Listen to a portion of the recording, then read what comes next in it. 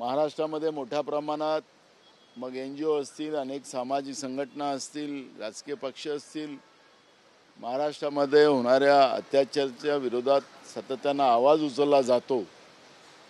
पण डॉक्टर संपदा मुंडे यांची झालेली हत्या आणि त्याचे पुरावे दाबण्याचा प्रयत्न जो राज्य सरकारच्या वतीने आणि पोलीस विभागाच्या वतीने झालेला होता ते आता निदर्शनास आलेलं आहे।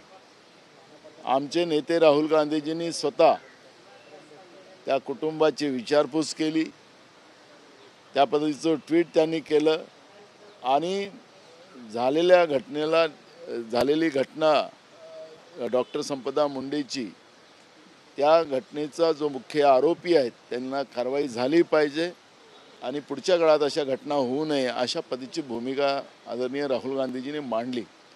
त्याच्यावर आमची चर्चा झाली आणि म्हणून आता हे राज्य सरकार हे प्रकरण दाबते आहे का हा प्रश्न या ठिकाणी निर्माण झाला आणि म्हणून मी आज प्रधानमंत्री आणि देशाचे गृहमंत्री आणि राज्याचे मुख्यमंत्री यांना पत्र लिहून याबद्दलची CBI चौकशी व्हावी, कारण की हे राज्य सरकारचं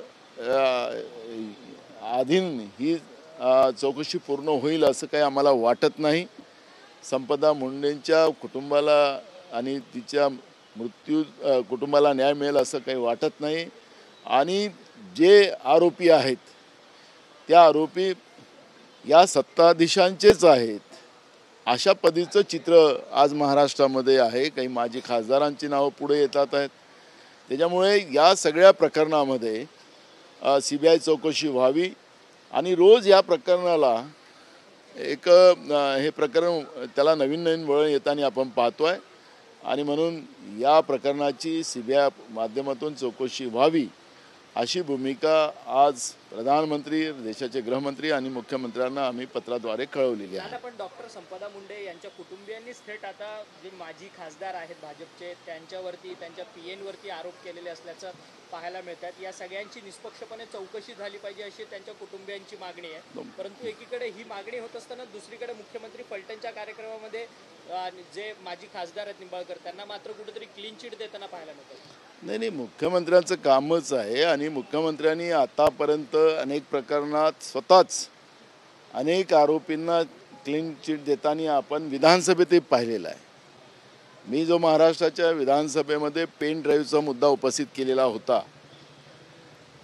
त्या मुद्द्यामध्येही त्यांनी स्वतःच क्लीन चिट देऊन टाकली।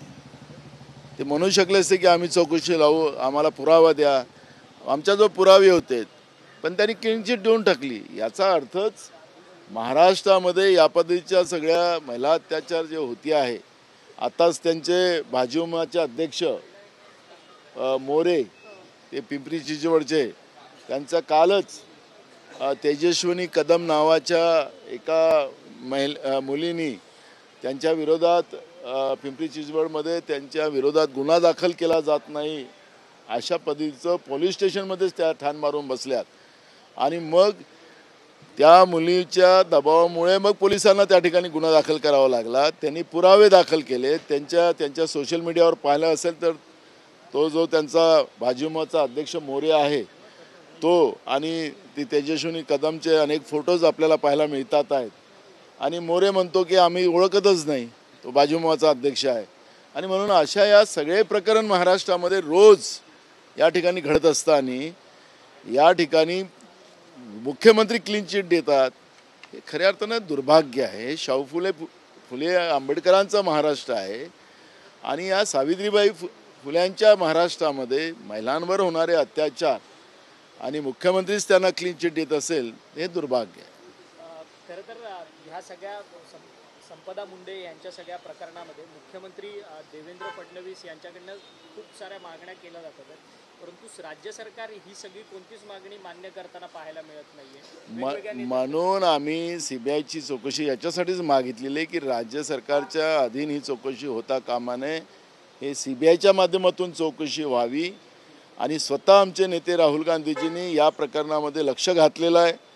त्यांनी स्वतः या कुटुंबाची विचारपूस केलेली आहे, त्या पद्धतीचं त्यांनी ट्विट केलेलं आहे. आमचं पक्षामध्ये या विषयावरची बोलणी झालेली आहे आणि त्याच्यामुळे मी आज हे पत्र लिहून या पद्धतीची सीबीआयची मागणी आम्ही केलेली आहे. दादा, तुम्ही राहुल गांधींचा उल्लेख केलात. राहुल गांधींनी वारंवार वोट चोरीचा जो मुद्दा आहे तो समोर आणला आहे प्रेझेंटेशनच्या माध्यमातून देखील. आदित्य ठाकरेंनी देखील 2 दिवस आधी प्रेझेंटेशन दाखवलं. तर मुख्यमंत्र्यांनी टीका केली आहे की एक पप्पू महाराष्ट्रामध्ये अजून एक झालाय. म्हणजे राहुल गांधींना त्यांनी पप्पू संबोधलं, त्यासोबत आता पप्पू नंबर 2 म्हणजे आदित्य ठाकरे अशी थेट टीका मुख्यमंत्र्यांनी केली आहे. नाही, पप्पूचा अर्थ काय होतात मुख्यमंत्र्यांना जास्त माहिती असेल, पण डाकूचा अर्थ मुख्यमंत्र्यांना माहिती नसेल. जे वोट चोरी करणारे लोक आहेत, जे लोकशाहीचा खून करतात, त्याला या शाहू फुले आंबेडकरांच्या महाराष्ट्रातला मुख्यमंत्री त्यांना पाठिंबा घालतो आहे, हेच खऱ्या अर्थानं महाराष्ट्राचं दुर्भाग्य आहे. आम्ही निवडणूक आयोगावर आमचं आरोप आहे. निवडणूक आयोगाने उत्तर द्यायला पाहिजे. तर फडणवीस का उत्तर देत आहे, त्यांची वकिली फडणवीस का करते आहे, म्हणजेच दाल में काला आहे, डाळच काळी आहे असं म्हटलं तर वावगं ठरणार नाही.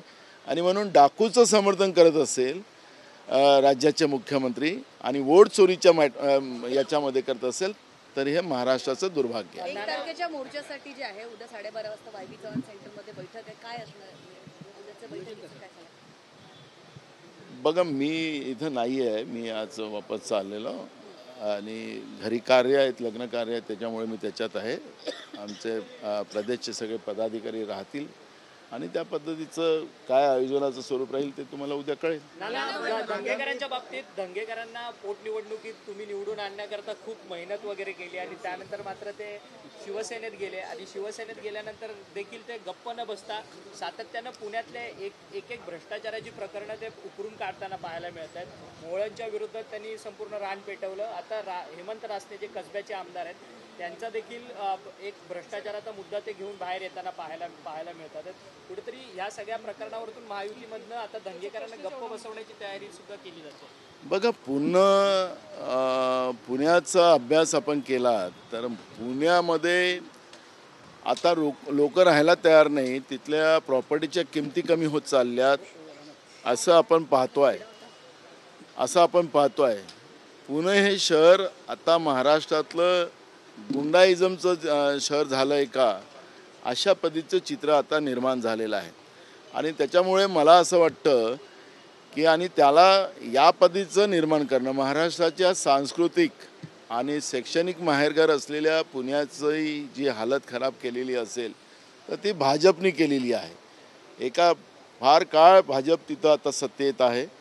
आमदार त्यांचे जास्त आहेत, खासदार त्यांचे होते आणि त्याच्यामुळे मला असं वाटतं की महानगरपालिका त्यांची होती आणि त्याच्यामुळे पुण्या शहरातलं पुण्यातला जो वारसा होता तो वारसाच आता त्या ठिकाणी संपलेला आहे आणि त्याच्यामुळे भाजप याच्यामध्ये सगळी इन्क्लूड आहे. आता आपण पाहिलं असेल की जैन मंदिर ट्रस्टचा जो वाद होता त्याच्याबद्दलचं धंगेकरांनी जो मुद्दा उपस्थित केला माननीय कोर्टाने, त्याच्यामध्ये ती रजिस्ट्रीच त्यांची रद्द केली. म्हणजे तिथं किती मोठा या पद्धतीचा गुंडाराज चाललेला असेल, जमीन माफिया कशा असतील हे आपल्याला त्याच्यातून निदर्शनास आलेलं आहे. स्थानिक प्रकरणामध्ये धनगेकर यांना शिंदेनी थेट भेटून सांगितलेलं आहे की अशा पद्धतीनं महायुतीमध्ये वितुष्ट येईल, अशा पद्धतीची वक्तव्य टाळा. अशा पद्धतीनं आपल्या मित्रपक्षांविषयी बोलत असताना आपण भूमिका स्पष्ट करा असंही म्हटलेलं आहे. बघा, आता या सरकारमध्ये हे 3 तिघाडा काम बिघाडा सरकार आहे. या सरकारमध्ये शिंदेच्या लोकांवर कारवाई चाललेली आहे. कोणावर इन्कम टॅक्सची धाडी चालू झालेलं आहे, कोणावर ईडी बसवण्याचं काम चालू आहे. अशा पद्धतीचं चित्र चाललेलं आहे. त्यामुळे शिंदेच्या गटातली लोक भाजपचं भ्रष्टाचार बाहेर काढताना आपण पाहतो आहे. आणि सध्या अजित पवार आहे हे थोड्या शांततेनं बघतात आहेत. उद्या हे यांचं संपल्यानंतर अजित पवारांचे लोक येतील. त्यामुळे या सरकारमध्ये आपल्याला या 3 तिघाडा काम बिघाडा सरकार जे आहे, महाराष्ट्रामध्ये शेतकऱ्यांचे प्रश्न आज ऐरणीवर आहे. महाराष्ट्रामध्ये सगळीकडे ओला दुष्काळाची परिस्थिती असताना सुद्धा मुख्यमंत्री म्हणतात की कुठलंही धोरण नाही की ओला दुष्काळ जाहीर करायचा. हे विरोधी पक्ष नेते होते त्यावेळेस आमच्या सरकारला सांगते की ओला दुष्काळ जाहीर करा. त्यावेळेस ही परिस्थिती नव्हती.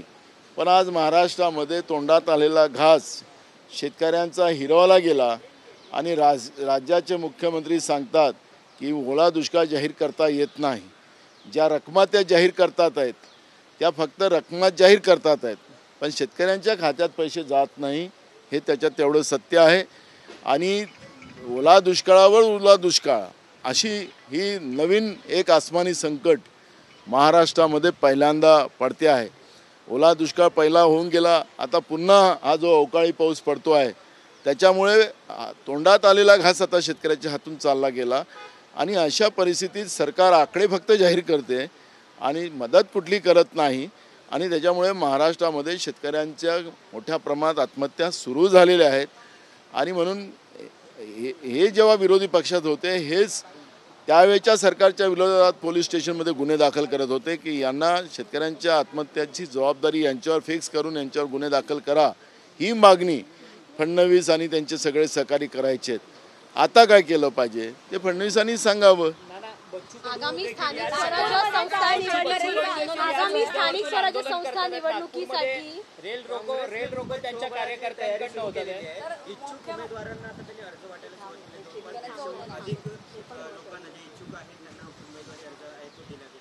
स्थानिक पातळीवरती एकला चळवळीची भूमिका काँग्रेसने घेतली. 100 लोकांना असे अर्ज दिले गेले. मुंबईमध्ये सुद्धा तेच चित्र आहे.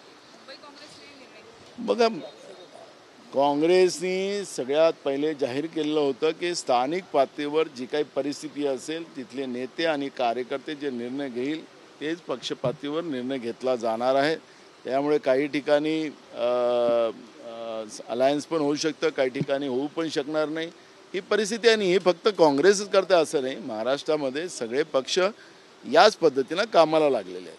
बच्चू कडूंचं आज नागपुरामध्ये मोठं भव्य आंदोलन पाहायला मिळत आहे. लोक रस्ता रेल्वे ट्रॅक शेतकरी जे आहेत ते आता रेल्वे ट्रॅकवरती उतरलेत आणि रेल रोकोचा प्रयत्न करताना पाहायला मिळतात. कर्जमाफीचा मुद्दा जो आहे तो गाजताना पाहायला मिळतो. याच महायुतीच्या सरकारने कर्जमाफी करू असं आश्वासन निवडणुकीच्या दरम्यान दिलेलं होतं. बघा, महाविकास आघाडीचं सरकार महाराष्ट्रात आल्यानंतर आम्ही कुठलंही आश्वासन दिलेलं नव्हतं. तरी आमच्या नेत्या सोनिया गांधीजींनी जेव्हा महाविकास आघाडीचं सरकार महाराष्ट्रात होत असताना महात्मा ज्योतिबा फुले यांच्या नावाने कर्जमाफीची घोषणा करून त्याच बजेट अधिवेशनामध्ये पहिल्याच बजेट अधिवेशनामध्ये कर्जमाफी या महाराष्ट्रातल्या शेतकऱ्यांची सरसकट केली गेली होती. पण हे जे सरकार आहे, मग कधी अजित पवार वेगळी कहाणी सांगतात, कधी फडणवीस वेगळी कहाणी सांगतात, कधी एकनाथ शिंदे वेगळी कहाणी सांगतात आणि शेतकऱ्यांचे कर्जमाफीच्या बद्दलची सातत्याने दिशाभूल करतात आहेत. तुमच्या जाहीरनाम्यामध्ये कर्जमाफीची घोषणा तुम्ही केलेली होती. तुमचं सरकार हे बेईमानीनं आलं असेल किंवा तुम्हाला जे काही बहुमताचा तुम्ही जो जोर दाखवता आहे पाचवी बहुमताचा, त्या बहुमताच्या भरोश्यावर तुमचं सरकार आज आलेलं असेल तर या सरकारच्या ज्या काही भूमिका होत्या, तुम्ही जो जाहीरनामा दिलेला होता त्याप्रमाणे कर्जमाफी हे तुमचं पहिलं होतं. मग कर्जमाफी काय करत नाही, आम्ही करू. अरे काय किती शेतकऱ्यांची आत्महत्या तुम्हाला पाहिजे? आणि त्याच्यामुळे स्वाभाविक आहे की महाराष्ट्रात शेतकऱ्यांच्या आत्महत्याचं जे प्रमाण वाढत आहे त्याच्यामुळे शेतकऱ्यांमध्ये उद्रेक सुरू झालेला आहे. आणि म्हणून शेतकरी कायदा हातात घ्यायला निघालेले आहेत. आणि त्या दृष्टिकोनातून तातडीनं सरकारने कर्जमाफीची घोषणा करून आणि याच येणाऱ्या अधिवेशनामध्ये त्या पद्धतीचं त्यांनी प्रोव्हिजन करून जाहीर करून या राज्यातल्या शेतकऱ्यांचं सरसकट कर्ज माफ केलं पाहिजे, ही भूमिका काँग्रेस पक्षाची पहिले होती, आजही आहे. आगामी स्थानिक स्वराज्य संस्था निवडणुकी आणि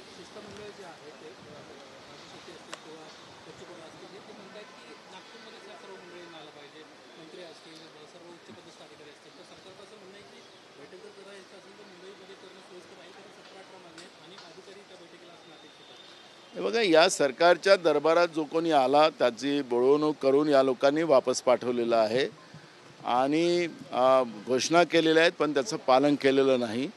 त्यामुळे जे आंदोलनकारी तिथं बसलेले आहेत राजू शेट्टीपासून, त्यांना या सरकारची सगळी कहाणी माहिती आहे. यांनी कांदा उत्पादकालाही फसवलेलं आहे, अनेक शेतकऱ्यांना यांनी फसवलेलं आहे. त्याच्यामुळे हे पुन्हा पुन्हा होऊ नये यासाठी आंदोलकांनी या ठिकाणी ती भूमिका घेतलेली आहे. आणि शेतकऱ्यापेक्षा हे सरकार मोठं नाही, त्यामुळे शेतकऱ्यांच्या समोर जाऊन यांना काय बोलायचं यांनी तिथं बोलावं आणि यांना आपल्याच राज्याच्या जनतेच्या समोर आणि या राज्याच्या शेतकऱ्यांच्या समोर बोलायला काय अडचण आहे या सरकारला. त्यामुळे हे जनतेचं सरकार असेल तर हे तिथं जाईल आणि हे जनतेतलं सरकार नसेल तर हे जाणार नाही, कारण की यांना भीती आहे. त्यामुळे आता या सरकारची परीक्षा आहे आणि या परीक्षेमध्ये सरकारने पास व्हावं, नापास होऊ नये. आणि हे नापास झालं तर या सरकारला पळता भुई या राज्यातला शेतकरी सोडणार नाही अशी परिस्थिती आज आहे.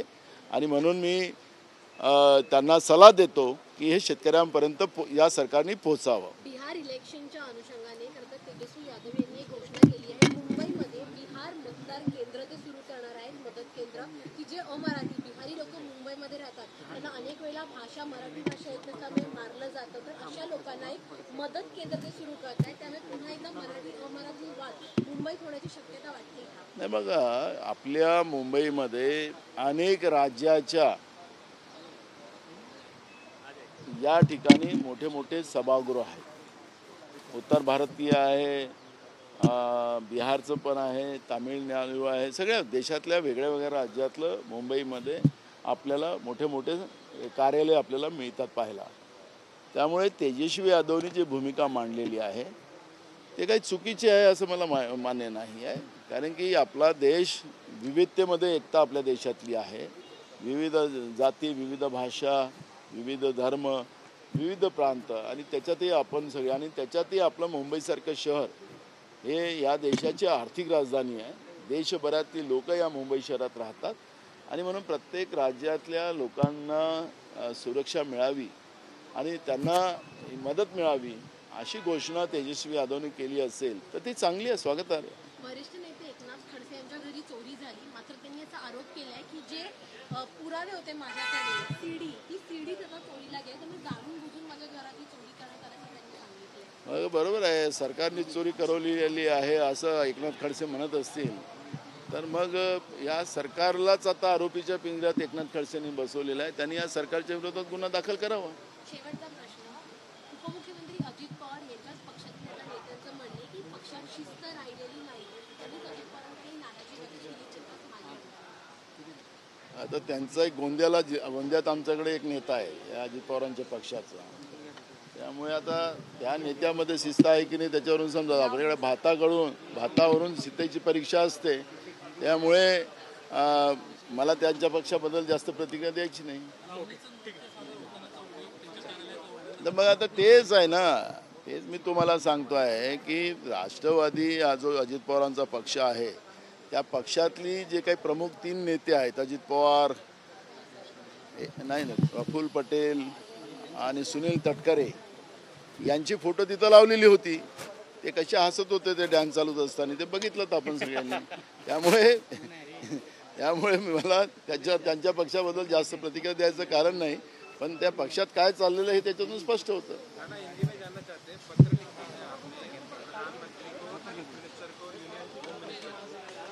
आपने पत्र लिखा है, पत्र किस विषय को लेकर किसको लिखा है?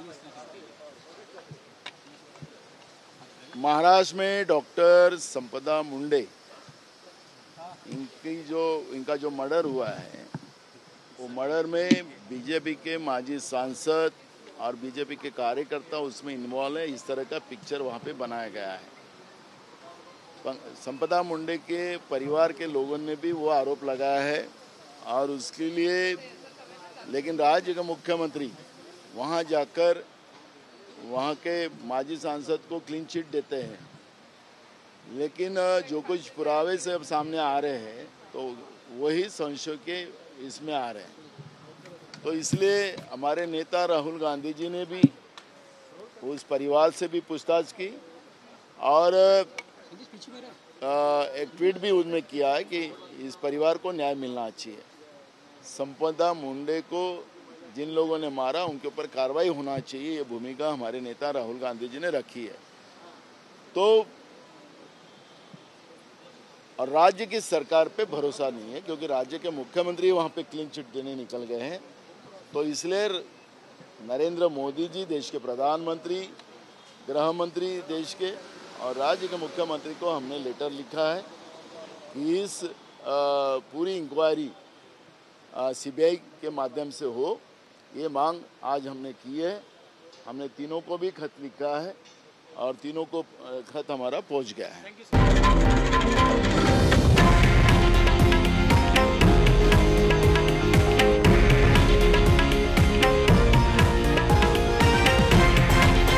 हे आहे देशातील नंबर 1 न्यूज नेटवर्क आणि आपण पाहत आहात TV9 मराठी, एकमेव।